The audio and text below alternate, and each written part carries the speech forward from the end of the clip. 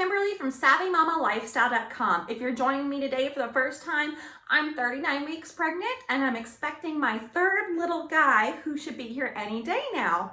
And today we're discussing all about creating a birth plan. It's one of the most important things you can do before giving birth, but a lot of women don't know how to create their birth plan. So I'm going to give you 5 actionable steps that you can take to creating your own birth plan that you can share with your midwife or the hospital when you check in to help things go a little bit more smooth and comfortable to have the birth experience that you want. So let's go through them. Number 1, be flexible. I cannot tell you enough that you need to be flexible when you create a birth plan.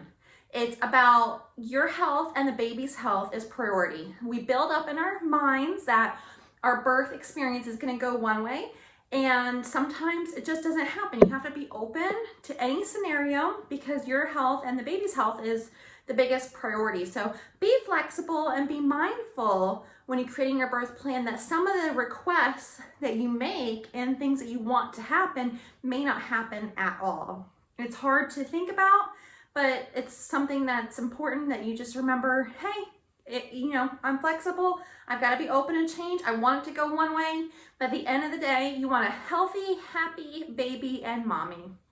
So that's number 1. Number 2, do your research. If you haven't yet, go onto your hospital's website, talk to your midwife, research all of your different options.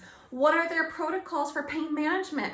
If you're delivering past 2020, what are their protocols for COVID-19? Will you have to wear a mask? Is your support partner allowed to be in the room? Can you have several people in the room? Research and know exactly what your hospital expects on their end so that you can be prepared on your end. It'll make all the difference in the world. And really, you don't want to go in for any surprises at all. Another thing you want to research are different types of pain management.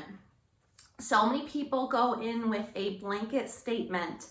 Women say, hey, I know I want to do this naturally and I don't want any drugs. Making that blanket statement is fine, but just know that sometimes it won't go that way. And there's no prize for delivering all naturally. If you can, great.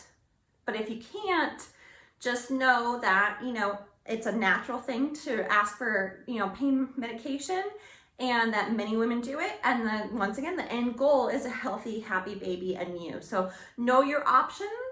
And if you do decide to go one way, if you decide to go pain-free and drug-free, then share on your birth plan how you are going to go that route, what you've done to prepare yourself. So number 3, keep your birth plan short and sweet. That's so easy.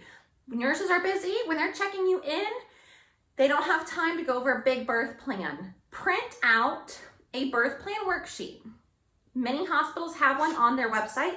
If you do not have access to one, you can look below. I've linked to my birth plan worksheet from SavvyMamaLifestyle.com. The link is below, and you can print that out and find some actionable tips on my website and create it yourself.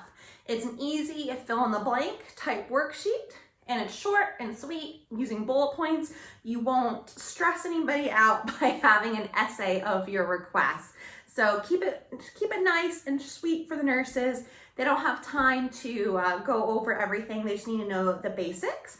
And all of these worksheets, these printable worksheets, will include everything you need to think about, including your insurance information, who's going to be in the room, your pain medication, aftercare for the baby, any requests you have. Number 4, think about the type of atmosphere you want. This is something that we easily forget, but it really helps with meditation and pain management to think about how you want to deliver. Do you want dim lights? Do you get cold easily, so you'd rather have the room warmer? Do you want 3 people in the room with you, or do you want to only have your support partner? Do you like music? All of these things make such a difference. If you can research birthing positions, is there a birthing position you want? Do you want to be hooked up to an IV, or do you want the ability to, in a catheter, or do you want the ability to walk around and to birth more naturally, like with a birthing ball? So think about your atmosphere and where you would like to have, you know, the type of zen moment that you're looking for. So for me, I don't like the mirror. Take away the mirror. As soon as I get in, I don't want to see it. I don't want a mirror in the room. Only my support partner, and we'll go from there. That's the only atmosphere request I make. But some women get very detailed. They have a playlist. They have, you know, essential oils, everything. Write it down, mama. Share it with the nurse. That's number 4. Number 5, very important. Who can be in the room with you? Obviously, there's going to be protocols with your hospital that I told you to research before. But if you want your mother in there and your spouse, you need to make that clear. If your mother-in-law is not allowed to be in the room, let that be known on your birthing plan as well.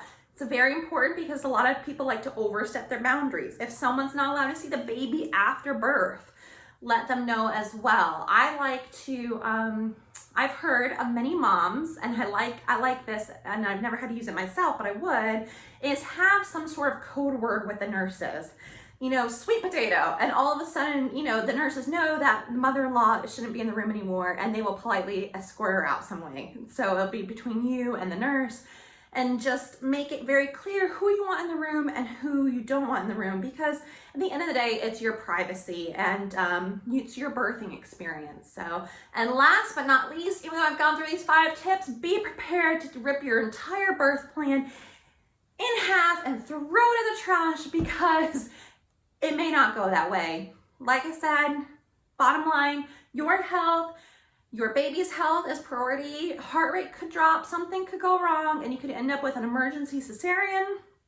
You could end up, you know, going drug-free because you're already too far along. Whatever it is, know that it could happen. Know that you may not have time for the exact birthing experience you wanted, but in the moment of time, it's a small price to pay for you and your baby's health. So I hope that helps. I cannot wait to share my birthing experience with you guys, my audience.